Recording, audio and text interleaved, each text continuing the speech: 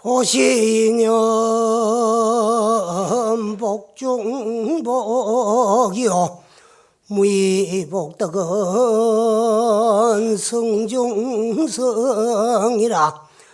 불행무상 보시행이면 월이운농 천암하리라나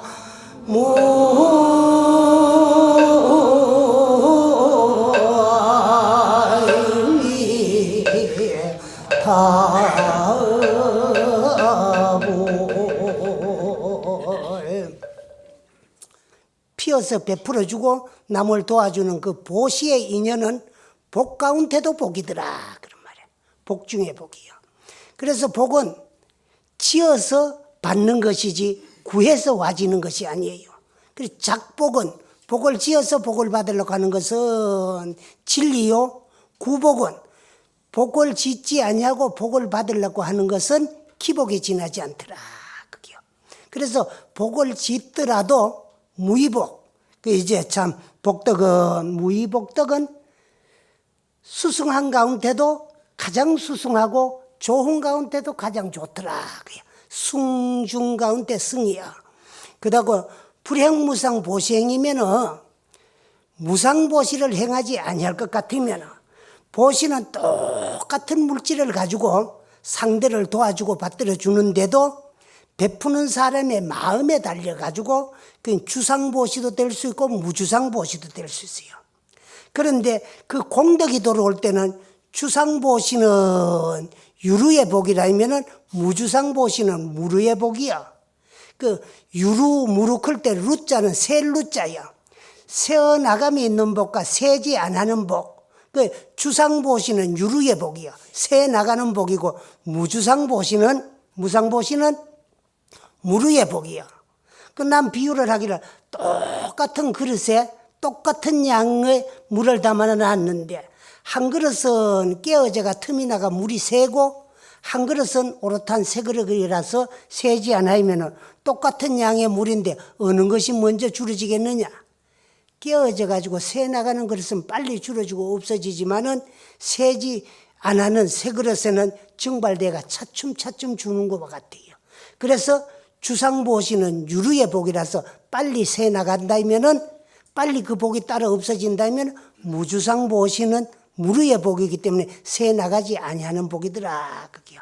그런데 이러한 무상보시행을 행하지 아니하는 것은 불자로서 뭐와 같느냐 하면 월입운용 천암하는 것과 같더라. 그게요.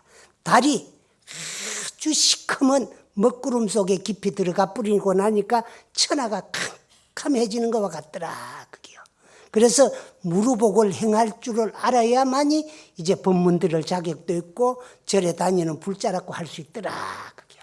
근데 남을 도와주고 베풀어 주는데도 죽는 사람에게 생명을 베풀어 주는 것보다 더 큰 공덕이 없어요. 그래서 오늘은 죽어가는 생명을 놓아서 살려주는 것을 노을방자 날생자 방생이다 그래요. 그 방생공덕 생명을 살려주고 놓아서 이제 참 살려주는 데 대한 공덕에 대한 말씀을 드리고 다음에는 이제 또 그 반대로 생명을 죽이면 그 가보가 얼마나 무섭다 하는 데 대한 말씀을 좀 드리려고 하는데 이제 방생을 하는데도 우리가 죽이지만 아니하는 거는 이건 소극적이고 소승적이지만은 죽어가는 것을 넣어서 살려주는 것을 우리 방생이다 그래요. 그 옛날 2조 때 그 이안울 선생이라는 분이 계셨는데 이분은 사대부 양반집 아들로 태어나가지고 이제 일찍이 이제 참 글 공부를 하고 열심히 이제 살았으나 몸이 허약해요. 날 때부터 몸이 너무 허약한데 그러다가 보니까 살도부터 안 하고 그 남이 보이면 병색이 완연하고 그랬어요. 그런데 이제 나이가 먹어가지고 홍기를 맞이했어요. 그래서 사방에서 이제 매파가 왕래하고 그러다가 한 곳에 적당한 곳에 이제 혼사가 정해진 거야. 혼사는 또 정해졌는데 장모되는 분이 우리 세상으로 올 사람이 어떤 사람인가 알아보니까 아주 병약하다. 병이 있는 사람 같이 몸이 아주 약하다는 그런 소리를 듣고, 그러면 내가 딸을 그렇게 병약한 사람이 줬으니까 건강하도록 해가지고 그래 아들 딸 놓고 백년해로하고 잘 살아야 안 되겠어? 그런 생각을 하고 있는데, 그래서 이제 장가를 오면은, 요즘은 이제 결혼식을 하면은 전부 신혼여행을 가요. 근데 옛날에는 이제 신랑이 장가 가는 거를 초행치레라고 하고 여자가 시집 가는 걸 신행이다 그래요. 따지보면 초행이라 할 때는 처음 초자고 또 이제 신행이라 할 때 새신자를 써요. 그런데 아주 빌어먹고 못 사는 집 아니면은 당일 신행을 안 해요. 그래 좀 어렵고 못 살면은 이제 결혼식은 행예를 신부집에서 올려요. 그래 신랑이 장가를 가가 신부집에서 예를 올리면은, 그래 이제 3일 신행하는 사람들은 결혼식을 올리고 3일만 해도 하는데, 보통적으로는 저 경상도 지방에는 지금은 그런 풍속이 다 없어졌는데 옛날에는 해를 묵히 가지고 보내요. 근데 왜 그러냐 그러면 요즘은 이제 연애도 해가지고 연애 결혼도 하고 그랬지만은 옛날에는 그저 중매정에가 뭐 중매를 써가지고 서남문 보고 혼사가 이루어지고, 또 더 양반들은 부모들끼리 혼사를 정해가지고 서사거래만 하고 그만 신랑이 신부 얼굴이 어떻게 생겼는가, 신부가 신랑 얼굴이 어떻게 생겼는가도 모르고 결혼식을 해요. 그리고 혼사를 정해 결혼식을 하고 나면 단방 이제 신행을 해가 가면은 낯이 설잖아요. 그래 신랑하고 좀 낯익히는 그런 기간이 이제 신행 전에. 그래 옛날에는 이제 해를 묵히요. 그래 봄에 이제 결혼식을 올리면은 가을에 신행 가는 경우도 있고, 가을에 해가지고 그 다음에 가을에 가는 경우도 있어요. 그래서 이제 결혼식을 올렸으니까 이제 자기 사람이니까 그 신랑이 1년 동안에 처갓집에 왔다 갔다 하다 또 아기도 가지면은 그 신행전 아기다 그래요. 그렇게 하는데, 그래서 이제 어쨌든 결혼식을 올리면은 첫날 밤은, 요즘은 이제 신혼여행 가지만은 옛날에는 신부집에서 첫날 밤을 보내요. 그러고 나면은 이제 첫날 밤에 뭐 잠도 못 자지요. 그 문중이 넓고 하면은 그 이제 동네 집안 사람들이 그 신랑 신부를 방 안에 여놔놓고 문구멍을 뚫어 가지고 들여다보고 그렇게 하니까 잘 잠도 못 자고 그래요. 아주 밤 늦어져야 그렇게 장난치던 사람들이 집으로 다 돌아가고 나야 이제 조금 이제 눈을 붙이든가 말든가 그렇게 해요. 근데 이한울 선생도 이제 장가를 갔어요. 가가 첫날 밤을 보냈는데 그 상직하는 사람들이 다 떠나간 뒤에 살픈 잠이 들었는데 꿈을 꿨어요. 꿨는데 희한하게 아주 몰골이 홍안백발로 잘 늙은 노인이 하나 꿈에 나타나가 하는 말이, 지금 나의 근속들이 그 참 조심 없이 물 얕은 곳으로 나갔다가 어부에게 잡히가지고 너같이 처갓집 광에서 죽게 돼가 있으니까 그걸 살려주면은 후일에 그 은혜에 보답할 점이니까 좀 살려달라. 그는 꿈을 꾸고 깜짝 깨니까 꿈이라요. 그래서 옆에 자는 신부를 깨웠어요. 내가 여차지차하고 이러이러한 꿈을 꿨는데 당신의 광 안에 뭐를 잡아도 놓은 것이 없느냐. 그러니까. 그래 신부가 이야기를 해요. 실은 그 당신께서 몸이 너무 허약하고 병약하던 소리를 우리 어머님이 들으시고, 그래서 이제 당신 보신을 시켜 주려고 그 이제 참 제자에 가가지고 어부들이 잡아온 자라를 한 몇 마리를 사다가 그래 광 안에 버지기 안에 이어놨다 거기라. 그러면 그 광으로 나를 좀 인도할 수가 있느냐. 그러니까 그래 신부가 자기네 집에 인도할 수 있다 거기야. 그래서 신부의 안내를 받아가 광에 들어가니까 버지기가 하나 이제 소뚜껑이 덮어져 있는데 여니까 그 안에 자리가 여러 마리가 바글바글해요. 그래 몇 마리가 씨알이 뭐 8마리라요. 그래 이거 내 먹는 거 보다가 살려줘야 되지. 내 몸 보시하겠다고 이 참 아까운 생명을 주게 되겠느냐. 내가 이걸 갖다가 한강에 갖다 엮고 올 점이니까 아무한테도 말하지 말고 방에 들어가가 자라 그러고, 그래 첫날 밤에 그 처갓집 광에 있는 그 자라 버지기를 어깨에 둘러미고 한강으로 가가지고 다 살려줬어요. 그럼 그 이튿날 이제 장모는 새사오한테 보시는 치기 주려고 자례탕 하려고 가보니까 그러면 자라가 어디로 가고 하나도 없어요. 그러면 뭐 이제 누가 도둑이 갔는가? 어찌 됐는가? 신부도 입을 딱 닫고 신랑도 입을 닫으니까 아무도 그 자라가 없어지는 걸 몰라. 그런데 그 이한울 선생의 장가간 첫날 밤에 용왕의 현몽을 얻고 8마리 자례를 방상한 공덕으로 몸이 아주 건강해가지고 뒤에 아들을 낳았는데 8아들 8형제를 낳았어요. 그래서 자례 8마리를 방생하고 8형제 아들을 낳았는데 그 아들들이 또 전부 건강하게 씩씩하게 잘 자라고 머리 좋게 공부 잘해가지고 아들 8형제가 전부 과거에 급제해가지고 전부 다 대간이 됐더라는 거예요. 그래서 그 이한울 선생의 아들 8형제를 자라를 8마리를 방생하고 얻은 아들이라 해가지고 요거를 이제 8빌자손이다 그래. 8팔자 자례빌자. 그래 모두 다 대간이 됐다는 거예요. 이와 같이 금생에 이제 방생을 하고 그 공덕을 금생에 바로 돌려받는 걸 요걸 순현보다 그래요. 금생에 지어가지고 금생에 돌려받는 그 가보를 순현보라 그러고 금생에 지어가지고 내생에 받는 그 가보를 순생보라고 하고 금생에 지은 업에 밀려가지고 내생에도 그 결과 가보를 돌려받지 못하고 저 후생까지 뻗쳐나가는 업을 순후보라고 해요. 그래서 우리가 좋기나 나쁘기나 간에 일단 일어난 생각을 마음속으로 결정해가지고 행동 용기서 실천하면 이게 전부가 업이 됩니다. 업이야. 좋은 일도 업이고 나쁜 일도 업이야. 그 좋은 일은 선업이고 나쁜 일은 악업이고 이름이 틀릴 뿐이지 그 가보는 언젠가 다 돌려봤는데 선업은 선보. 좋은 일은 좋은 결과를 불러오고 가지고 올 수 있는 힘과 능력은 있지만은 좋은 일 해가지고 나쁜 결과가 돌아올 수 있는 그런 힘과 능력은 없어요. 그 다음에 악업은 악보. 나쁜 일은 나쁜 결과를 불러올 수 있는 힘과 능력은 있지만 악업이 선보를 불러올 수 있는 힘은 없다는 거예요. 그런데 선악간에 지어놓은 업은 그 결과 가보를 언제인가나 다 내가 도로 돌려받는데 순현순생 순후보로 돌려받아. 금생에 지어가 금생에 받기도 하고 금생에 지어가 내생에 받기도 하고 금생에 지어가 저 후생에 받기도 합니다.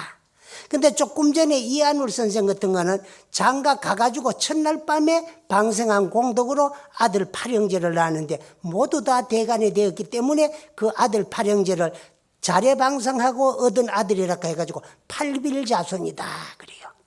그런 예들이 우리나라에는 불교 그 영업록 같은 데 보면 엄청 많이 있습니다.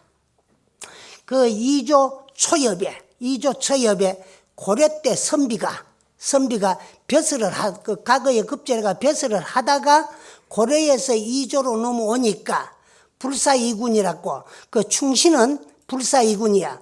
그 둔임금을 섬기지 아니한다 거기야. 그런데 당신은 고려의 충신이 어떻게 2조의 임금을 섬길 수 있나 싶어가지고 벼슬길을 사임하고 향리로 돌아갔어요. 그래 고향이 저 충청도 땅인데 계룡산 밑에 들어가가지고 그 향리로 돌아가가지고 초야에 묻혀가지고 산수 2초 낙을 삼고 거기에 참 무모한 시간을 사냥으로 소일을 하는데 벼슬 하던 선비였기 때문에 사냥을 해도 활 쏠 줄도 모르고 칼 쓸 줄도 모르니까 우리나라 속담에 꽝 잡는 게 매다 그랬거든.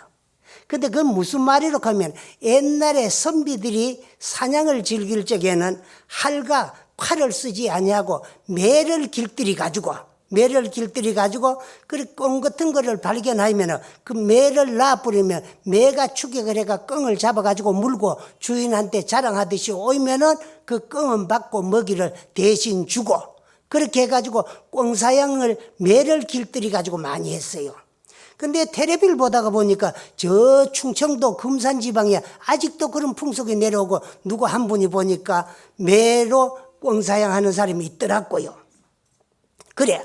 근데 이 양반도 이제 길들여진 매를 구입해가지고 무모한 시간을 이제 꽁사냥으로 소일하며 그렇게 살아왔어요. 그러는 어느 날 이제 사냥을 하고 저 계룡산 깊은 골짜기로 들어갔는데 꿩을 하나 발견해가 매를 날렸어요.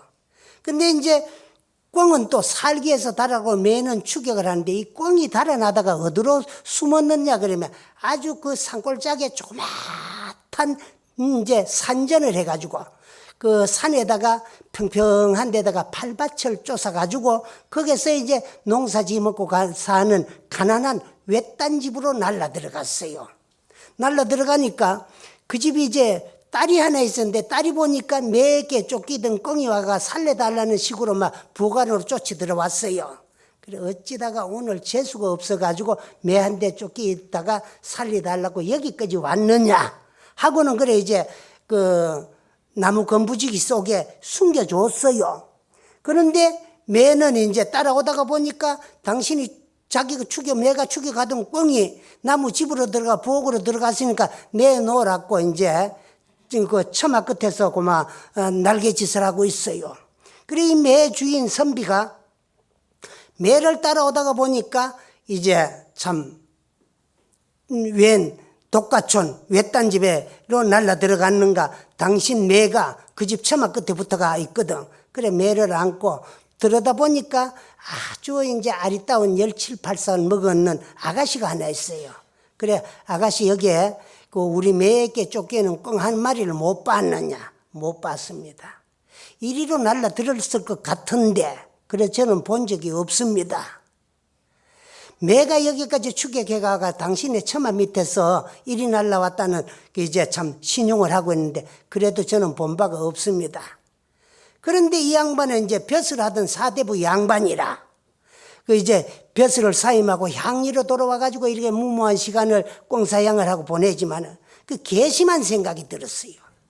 그래 네가 아무리 이렇게 산중에 사니까 고기 맛을 못 보니까 남의 매가 죽여간 꿩을 네가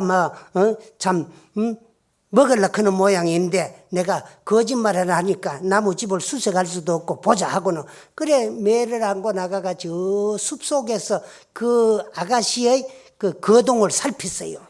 그래 이 아가씨가 한참 있다가 나가 사방을 둘러보고 선비가 보이지 아니하니까 그래 나무 건부지기 속에서 꿩을 꺼내가지고 어찌다가 그런 못된 매에게 이렇게 추격을 당해가지고 재수가 없이 네가 참 잡아 미킬 뻔했지만은 요 행이 그래도 우리 집으로 와가지고 내가 너를 살려주니까 조심하고 명대로 살다 잘 살았고 그래 꿩을 날리 보내요. 그러니까 이렇게 산중에서 어렵게 가난하게 살고 고기 맛도 못 볼 낀데 저렇게 이제 참 날라들은 꿩을 그냥 날리 보내는 거 보니까 그 마음이 너무 가득하고 참 아름다워요. 그래서 그 아가씨의 그 아름다운 모습을 보는 순간에 자기에게도 과연한 아들이 하나가 있으니까 며느리를 삼았으면 좋겠다 싶은 생각을 하고 집으로 내려갔어요. 내려갔는데 이 아가씨는 이제 아버지 어머니가 이제 들에가 일하다가 점심 먹으러 왔는데 자랑삼아 이야기를 했어요. 그렇지만은 적어도 매를 가지고 꽁사냥 한다면은 권력이 있는 이제 참 벼슬아치가 아니면은 사대부 양반이고 우리는 하잘것없는 상인으로서 이 산속에서 팔밭조사가 먹고 사는데 양반의 매가 잡았는 걸 그만 내주지. 그 양반을 속이가 후환을 어떻게 하려고 그런 짓을 했나고 자랑삼아 해가 칭찬할 줄 아는데 도로 꾸중을 하는 거야. 그래가지고 그 양반의 행패가 언제 돌아올란지 고만 그날부터 부모는 걱정이야. 그런데 며칠 있다가 보니까 아래 것들 하인을 보내가지고 어디 사는 어느 양반 댁에 이 집 주인 어른을 좀 오라고 통보를 가지고 와서 따라가지고 데려온 거야. 필히 며칠 전에 이제 참 꽁사양하던 그 선비가 자기네 매가 잡았는 것을 안 돌리잡다고 그 이제 참 그뭐 호통을 치려고 오락하는갑다 싶어가지고 오늘 가가 죽어올런지 살아올런지 뭐 얼마나 참 행패를 당해가 두드리 맞고 말이야 골병이 들어올런지 뭐 가는 길이 그뭐 죽은 길보다 더 더러워요. 그래 이제 아버지는 갔어요. 분리 갔어요. 근데 어머니 집에서 생각하니까 그만 딸이 믿기가 그지 없어요. 죽도록 나가 길러 나눠놓기로 지혜비 죽일 짓을 했다고 그만 막 딸이 믿고 그만 괘씸하고 그러면 꼴도 보기 싫은 그런 지경이야. 그런데 갖는 남편 영감은 돌아오질 안 하고 있어요. 근데 이 양반은 집에 불려가니까, 양반 집에 불려가니까 뭐 백옥방 교자상에다가 만반짓으로 차려놔 놓고 이거 먹어라 저거 먹어라 고마 사랑방까지 불러들여가지고 건하는 기라.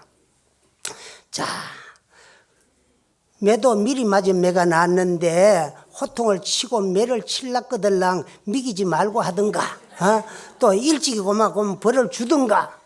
뭐 때문에 나를 이렇게 대접을 하는고. 근데 또 안 먹으려고 생각하니까 너무너무 안 보던 음식이 만반짓으로 차려 있는데, 그러면 이제 우리나라 속담에 먹고 죽은 귀신은 때깔도 좋다고, 어차피 죽을 바에는, 어차피 당할 바에는 이런 좋은 음식을 봤을 적에 좀 먹거나 죽자 싶어서 건한 대로 시컷 먹고 술도 건한 대로 몇 잔 이제 들어 마셨어요. 그래 술이 거나 하려 그럴 적에 그 주인 어른이 말을 꺼냅니다. 사실은 며칠 전에 내가 꽁사냥을 나갔다가 집에 들린 일이 있어. 가슴이 뚝 떨어지는 거야. 가리 뚝 떨어지는 것 같아. 예, 말씀을 들었습니다. 그런데 그때 내가 잡은 내 매에게 쫓기던 꽁이 집 부엌으로 들어갔는데 어른의 딸이 그것을 나무 속에 감춰놓은 것까지 그러면 이야기를 들었겠네요. 그러니까 들었습니다. 이렇게. 사실은 그 일 때문에 내가 어른을 불러왔다고 했거든. 그러니까 이제 사지가 벌벌벌 떨립니다. 근데 사실은 그 가난하고 어렵게 살고 고기 맛도 잘 못 볼 낀데 집에 날라들은 꽁을 그거를 이제 당신네 식구끼리 잡아가지고 잘 먹을 줄 알고 내가 내 꽁을 안 돌려줘서 엄청 괘씸하게 생각해가지고 단서를 포착해가지고 이제 저걸 하려고 숲속에 숨어 있었다며 그렇게 가난한데도 불구하고 꽁을 내가지고 살려주며 다시는 이제 잡히지 말고 명대로 잘 살다가 참 명이 다 되거든 죽으라고 날려주는 그 딸의 마음씨가 너무너무 아름답고 고와가지고 실은 그 딸을 나를 달랐고 내 며느리를 삼기 했으라. 그래 어른을 불렀으니까 그 참 혼인을 허락해 달라 했거든.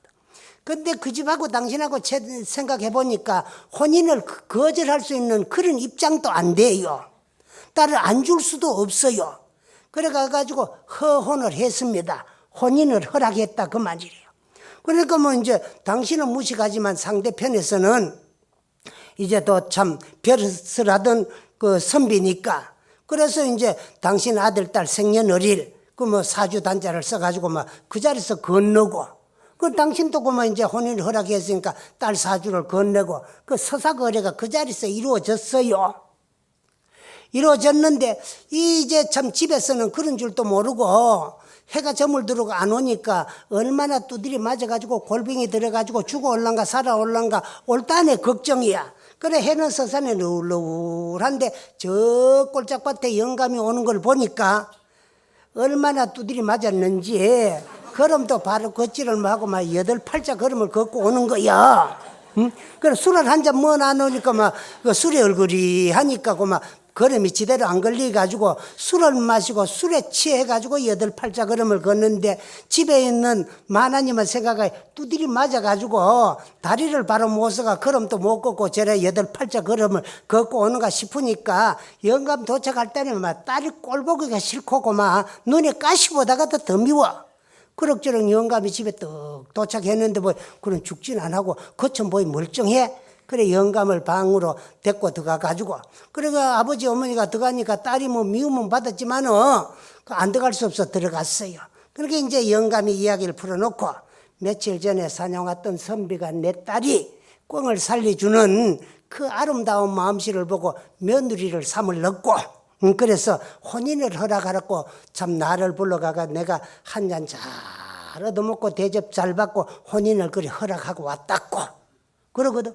그러니까 이제 참 양반 권력가에 혼인해가지고 우리도 이제 한번 잘 살게 됐구나 싶어가 그땐 또 그 뭐 사람의 마음은 조석지 변인데 찰나 변이야. 아이고 딸 하나 잘 나가 사돈 하나 잘 해가지고 우리도 이제 잘 살게 됐구나 했고 뭐 생각을 돌리니까 그래 딸이 마음씨가 그렇게 고울 수가 없고 이법일 수가 없어. 그 혼사는 정해졌어요. 근데 그 혼사를 달갑지 않게 생각하는 자가 누구냐 그러면 그 신랑 될 사람의 어머니야. 우리가 권력이 없나 돈이 없나 내 아들이 못났나 못 배웠나 우리가 문중이 나쁘냐 뭐 하나 아쉬운 게 없는데 왜 하필 첩첩산중 가난뱅이의 농부의 딸한테 내 아들을 주고 그 못난 무식한 농부의 딸을 며느리로 데려와야 되겠느냐 말이야. 그러나 옛날에는 여인들은 권력이 없어요. 그 전조 고려 때까지는 남녀가 다 평등했는데 2조 때 들어와 가지고 이제 사대부들이 정권을 잡을 적에 그 남존 여비 사상이 농후했기 때문에 그러면 남자는 높고 그러면 여자는 종과 같이 큰 데리고 살다가도 그럼 데리고 살기 싫으면 여자를 보내는 방법이 7가지가 있어요. 그걸 소위 칠거지약이다 그랬거든.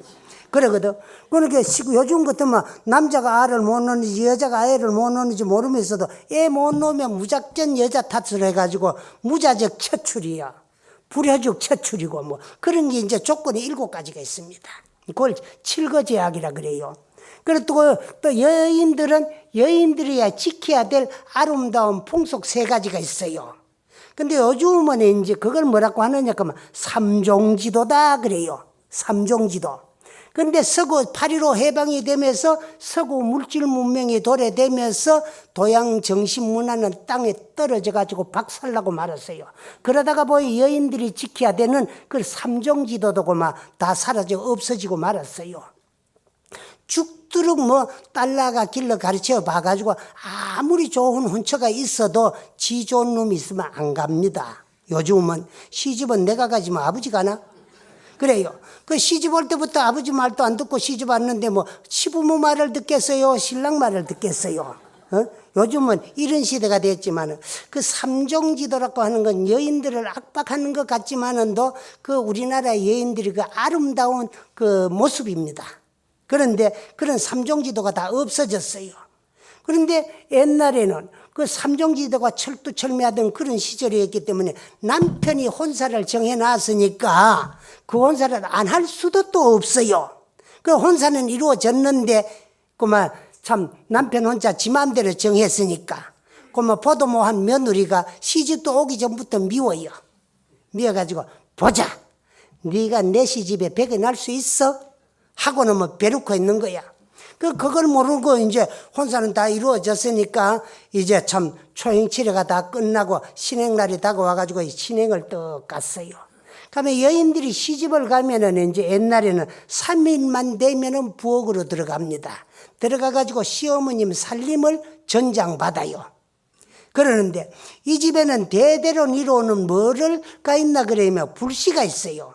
요즘은 불이 흔해 빠졌고 뭐 그렇지만 옛날에 우리나라도 6.25 사변 직후만 하더라도요 성냥거튀기 엄청 귀했습니다. 그리고 또 바깥 이제 할아버지들이 사랑방에서 담배를 피우려고 하면 불이 없으니까 저녁 되면 하루에다가 불을 담아가지고 하루불에 담배불도 붙이고 그래요. 그런데 이제 이런 것들 때 하루불도 없으면 그런 시절에 뭐 하나 그러면 저 산에 가가 취나물이라고 있어요. 그 취를 뜯어다가 바싹 말려가지고 손으로 비빕니다. 비비면 아주 보드랍게 비비나 놓으면 그 줄기들이 다 부서져요. 그 치가 없는 동네 같은 데서 뭘 하나 그러면은 이제 쑥 같은 거 뜯어가지고도 그래 비비가지고 그 뭐가 있나 그러면 부세라는 무쇠 동가리가 있어요. 거기에다가 산에 있는 차돌을 주어가 그걸 부세돌이라 그래요. 그래서 그 부세돌에 이 치나 쑥 비비는 걸 옆에 대고 이제 부세와 부세돌을 한테 대고 이런 마찰을 시키면 그 불똥이 티가 거기에 붙으면 그 불씨가 되는 거예요. 그렇기 때문에 불을 안 꺼죽기 해가지고 옛날에 6.25 직후에 저 경상도 시골 같은 데서 보면은요 저녁을 해먹고 나면은요 저녁 해먹는 불에 불 담아가지고 방에 들놓고 나면 남은 불에다가 장작 같은 걸 묻어 놓습니다. 묻어 놓으면은 그 장작에 불이 붙어가지고 이제 그게 그 불 속에서 다 타고 아침에 가면 붉은 숯불이 돼가 있어요. 거기에다가 보드란 나무 같은 걸 한테 대가지고 이불 후후 불면 거기서 불이 살아나면 그걸 이제 불씨로 쓰고 그랬어요. 근데 이 집에는 시어머님 대 때부터 며느리 대까지 저 또 시조모 때부터 내려다 보니 한 3, 4대 내려오고 안 꺼주는 불씨가 있어요. 그런데 그것도 며느리한테 물려줬어요. 그래 그 불씨를 물려주면서 며느리에게 아가, 이 불씨는 너 이제 시징조모님이 너 시조모님한테 물려줬고 너 시조모님은 내에게 물려줬고 그래 내는 너에게 물려주니까 이 불씨를 꺼주지 말고 잘 이제 참 보호하라고 그래 불씨까지 물려줬어요.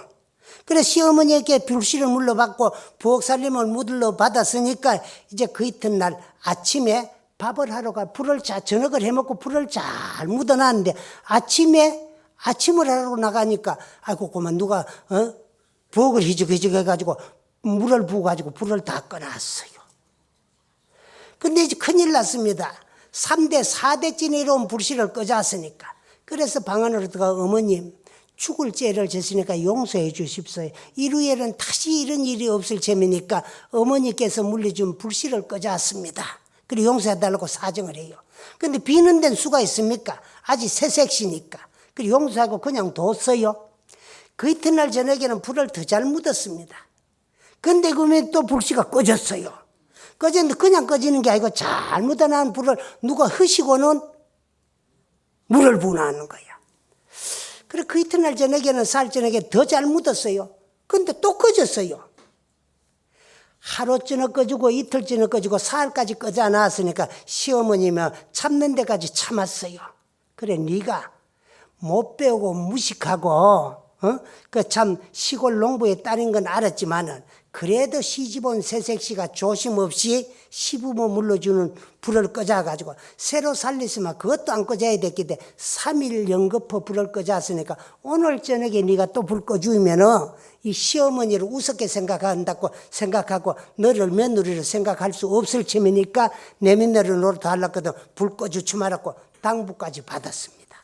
그래서 불을 잘 묻었어요. 묻어놓고는 방으로 들어가가지고 남편에게 오늘 저녁에 또 불이 꺼지면은 내가 이 집에 시집을 다 살게 생겼으니까 당신께서 나를 좀 도와주고 내가 바깥에 나가가지고 요즘 같으면 신랑이 지킬 거예요. 근데 옛날에는 이제 그런 아량도 없어요 남자들한테. 그 내가 불씨를 지켜가지고 누가 장난을 하는가 이걸 알아야 되겠어요. 그러니까 아들은 이제 자기 어머니를 의심을 해요. 며느리가 미우니까 며느리를 내쫓기 해가지고 그러니까 어머니가 만약에 그랬다면은 그걸 지키다가 발견을 하면은 어찌 되겠나 싶어서 그래서 또 자기 어머니 보호하기 위해서 극구 말리지만은 오늘 저녁에 내가 이 불 꺼주는 사람을 못 잡으면은 결코 이 집 사람이 될 수 없으니까 그 이제 참 당신이 좀 이해를 해달라고 억지로 사정을 하고 이제 부엌에 앉아서 그 이제 불을 지킵니다. 한쪽에 숨어가 지키는데 밤이 점점 깊어서 초경, 2경, 3, 4경이 다 지나고 한밤중 5경쯤 되니까 대문 여는 속에 삐그덕 나디 웬 조그마한 동자가 하나 들어오디 말이야. 어이 추벌하디 말이야. 나무 불을 희죽희죽 하고 적혀놓고 불을 한참 쪼디 말이야. 추위가 풀리니까 아이고 이제 추위가 다 풀렸다 하디 말이야. 나무 부엌에다 뭐 오줌을 철철 싸고 그만 막 도망을 가는 게라. 아이고 저놈이구나 싶어가지고 니를 못 잡으면 나는 내하고 철천지 무슨 원한이 맺혀가지고 나무 시집살이 못 살도록 해필 우리 집 아가 저놈해줘 불 꺼주고 불을 꺼자가 쪼으면은 불을 흐시가 쪼으면은 그냥 이래가지고 오줌까지 싸고 가 요놈 자식이 있어 봐라 하고 막 달아나가는데 아무리 잡으려고 해도 잡힐 듯 말 듯. 완전히 놓치뿐만 포기를 하는데 놓치지도 안 하고 그만 이제 잡히지도 않아요. 그래 따라가다 보니 저 계룡산 중턱까지 도망을 가다 보니 큰 바위 밑에 석구리 하는데 그리 쑥 들어가는 거야. 옳거니 됐다 이놈아. 니는 이제 다 살았다. 니를 살려놓고 니가 나오면은 내가 시집살이 다 살으니까 보자 하고는 막 밤새도록 처매에 돌을 싸가지고 굴을 맥히고 날샌 줄도 모르고 막 환하게 밝은 낮에도 자꾸 돌을 싸가지고 꼼짝 말고 그 안에 들어앉았구나. 내가 도저히 넌 용서할 수 없다고 하는 거야. 그런데 아침에 자고는 며느리가 없어졌어요. 큰일 났습니다. 양반 집안에서 새며느리가 도망을 갔으니까. 그래가지고 친정으로 연락을 해봐도 친정에도 안 왔다 그러고 사방 찾아봐도 흔적이 없어요. 그래 사람들을 전부 풀어가지고 이제 찾는 거야. 왜? 호식이라도 갔으면은 뼈라도 찾아가지고 그 불쌍한 며느리 장사라도 쳐줘야 되거든. 그래서 사방을 찾고 시아버지도 직접 나가가지고 이제 사람들하고 찾는 거야. 그래 한쪽 골자 들어가니까 저 위에 바위 절벽이 있는데 그 밑에 뭐가 들락날락 하는 것 같고 보이는, 인기척이 보이는 것 같아. 흔적이 보이는 것 같아. 그래가지고 그래로 쫓아올라 가니까 다름 아닌 당신이 며느리야. 근데 이 며느리가 뭐 사람 오고 시아버지 오는 것도 모르면서 뭐 어디가 돌을 주고 와가지고 자꾸 싸는 거야. 그래서 기침을 하고 아가 이게 무슨 짓이고 왜 이카느냐. 근데 이제 참 부르니까 뒤로 돌아보면 시아버지한테 깜짝 놀라고 밤새도록 얼마나 용을 써네. 뒤로 휘떡 넘어지더라는 거야. 그래가지고 사관을 따고 이제 기절한 며느리를 떡 이게 무슨 연유냐고 물으니까 그래 3일 저녁에 연거포 불을 꺼주고 오늘 4일 만에 내가 꼭 누가 끊는가를 잡아야 되겠다고 지키다 보니 동자란 놈이 한 놈 와가지고 불을 쪼디면 오줌을 싸고만 도망을 가는데 그 놈을 잡으면 내가 시집살이 못 잡으면 시집살이 다 살아서 집어서 죽도록 이제 추격을 하고 따라오다가 보니까 이 산중을하게 이 굴 속에 들어가는데 저놈을 그냥 놔두면은 또 와가지고 불 끌까봐 그놈 못 나오라고 그래 내가 굴문 막고 있다가 그래 네 안마가도 이 아래 것들 많이 왔으니까 이제 굴 막겠으니까 그놈이 무슨 리하고 원한이 맺히는가 찾아내가 물어는 안 봐야 되겠나 그렇게 여기에 있어라. 그래가지고 물어보고 요 굴 안에 꼭꼭 가다 줄 재미니까 옆에 있어라 그거는. 그래 아래 것들을 시켜가지고 굴에 밤새도록 며느리가 싸놓은 돌을 치우고 굴 안에 들어가니까 아무것도 없어요. 그래 저 안에 보니까 뭐가 하나가 어스무리하게 보인 때문에 들어가니까 항아리가 하나 있어. 그래 그 항아리를 아래 사람들 시키고 바깥으로 내와가지고 그래 뚜껑을 휘떡 열어보니까 적번 나는 황금이 항아리가 가득히 차가 있더라는 거예요. 그런데 그 항아리가 임자가 있는 거이면은 황금 항아리를 아무나 가도 안 되잖아요. 그래서 버리고 오자니까 또 그렇고. 그리고 간에 가가지고라도 신고라도 해야 되겠다 싶어가지고 이 단지에 왜 이런 황금 항아리가 들어나 싶어 들여다보니까 황금 항아리 속에 이런 종이 쪽지가 한 개 탁 나오는 게. 그 종이에 보니까 그 원문을 써놨어. 누가 항아리 임자가. 근데 이 산하촌에 지금으로부터 몇백 년 전에 아주 큰 부자가 있었는데 그 부자는 스라의 아들, 딸이 하나도 없고 재산은 엄청 많은데 일생 동안에 먹고 입도 쓰도 안 하고 버려놓은 재산, 그 재산을 상속받을 자가 없어. 양자라도 하려고 그러니까 가까운 친척도 없어. 또 먼 사람 하려고 그러니까 살았을 적에 재산 못 일하고 인세계가 베푼 거 없으니까 아무도 재산이 있어도 자식을 안 줄라 그래. 그런 내용이 다 썼어. 그래서 내가 죽으려고 생각하니까 일생 동안에 모아놓은 재산이 너무 아까워가지고 그래서 그 재산을 팔아가 황금으로 바꿔가지고 이 항아리 속에다 아무도 몰래 깊은 산속에 묻어놓고 내가 만약에 죽어가 다시 인간으로 태어난다면 반드시 내가 갖다 놓은 이 항아리를 내가 찾아 쓰리라는 그런 글을 써놔놓고 이제 간 거야. 그러니까 그 내용으로 봐가지고는 이미 벌써 죽은 자의 것이고 임자 없는 항아리야. 그래가지고 아래 사람들한테 짊어지기가 오니까 있는 놈 밥에 밥 한 술 더 또 보탠다고 이제 있는 집에 황금 항아리 단지까지 발견해가지고 그래 왔으니까 이제 시어머니 마음도 봄날에 눈 녹듯이 다 녹아버렸어요. 복 있는 며느리가 오니까 그래도 배운 거 있고 참 선비고 벼슬까지 사던 양반이니까 안목이 있어서 저래 복 많은 며느리를 보고 우리 집에 데려왔다고. 그리고 미워하는 마음이 다 풀려 없어지고 그 며느리를 아주 참 복 많은 며느리로 시어머니가 잘 봐주더라는 거야. 그래가지고 그 이후부터 이제 아들도 놓고 딸도 놓고 명주배도 놓고 무명배도 놓고 알각자갈 재미있게 그리 잘 사더라는 이야기가 저 충청도 지방에 전해 내려옵니다. 그러면은 전생엔 업이 많아가지고 그 가난한 집에 태어나가 부모를 못 만났지만은 그 죽어가는 껑을 보고 불쌍한 생각이 들어가지고 내주 그 공덕을 받아야 되겠다 안 받아야 되겠다는 아무런 생각 없이 무연의 동정심을 가지고 그 약한 자가 강한 자 매에게 쫓겨오면서 참 죽게 된 것을 불쌍하게 생각하고 아무런 생각 없이 놓아주고 살려준 그 방생한 공덕으로 이제 참 사대부 양반집 귀한 며느리로 시집을 가가지고 그래서 무식하고 못배하고 가난한 집 딸이라고 그 이제 한영 안 하는 시어머니가 이제 참 며느리 서름 줄까봐 그 지은 그 방생한 봉덕으로 그래 이제 참 그래 금항아리를 발견해가지고 잘 살게 되었다는 그런 이야기입니다. 그래서 복은 지은 대로 가고 공은 닦은 대로 가요. 복만 그런 게 아니라 죄도 지은 대로 갑니다. 지은 대로 가니까 이제 복을 지나 놓으면 나무 복은요 끌러도 못 파간다는 거요. 내 복은 내가 받고 또 나무 복은 남이 받아요. 우리가 부모고 자식이라도 생각이 다 틀려요. 생각이 틀리다 보면 그 생각의 표출이 행동이고 행동이 다 틀립니다. 그 행동에 따라 생각과 행동에 따라서 하는 행위가 전부 업이에요. 그 선업은 선보, 악업은 악보인데 그 이제 지어놓은 대로 내가 다 봤다. 부모가 자식이라도 지어놓은 업에 따라 가지고 가는 길이 다 틀립니다.